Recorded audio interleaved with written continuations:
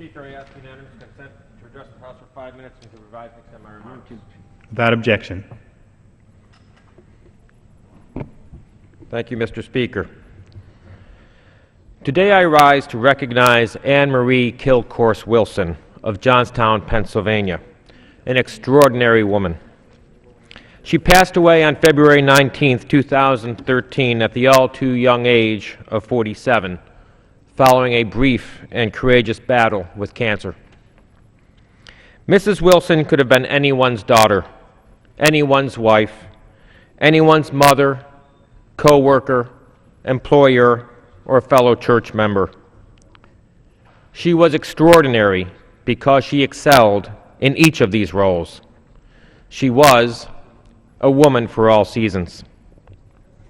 Anne Wilson was born in 1965 in the Bronx of Irish stock, the daughter of Thomas and Francis Kilcourse. She graduated from St. John the Baptist High School in West Islip, New York, and earned a degree in political science from the Catholic University of America. She worked in New York City before moving to Johnstown, the hometown of her husband, Bill. In the mountains of western Pennsylvania, this daughter of the Bronx became an adopted daughter of Johnstown, and she thrived there. She brought into the world 3 beautiful children, Katie, Billy, and Clara, whom she and Bill loved dearly. And while she was raising her family, Anne pursued her professional calling with excellence and determination as the marketing director for the Gleason Agency. Her energy was incomparable. The energy of her professional work could also be seen in her commitment to public service. In 2005, Anne made her first attempt at public office and won a 4-year term on the Johnstown City Council. She took the oath of office in January 2006 and was the first Republican woman elected to the council. Notably, Anne was the top vote getter on the ticket, beating out 7 incumbents. In a city where Democrats outnumber Republicans 7-3, she was the top vote getter, demonstrating her broad bipartisan appeal. She was re-elected in 2009 and appointed deputy mayor of Johnstown in January 2010. She also served as executive director and later chairman of the Cambria County Republican Committee. In 2012, Governor Tom Corbett appointed her to the Pennsylvania Commission for Women, and she was elected as a delegate to the 2012 Republican National Convention.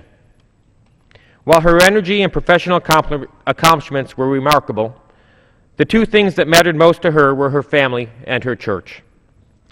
Mrs. Wilson lived for her husband and children, and she rarely missed a sporting or school event that involved the kids. She loved family time and family vacations, and she was deeply committed to her Catholic faith, and she was a strong advocate for the right to life and compassion for all.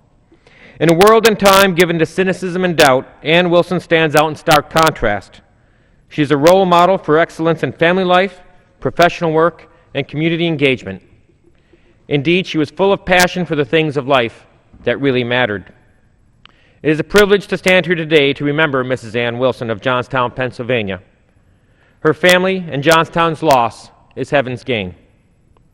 May she rest in peace, and may her family be comforted in their loss. She will be missed not only by her husband and children, but by her community. Thank you, Mr. Speaker, and I yield back.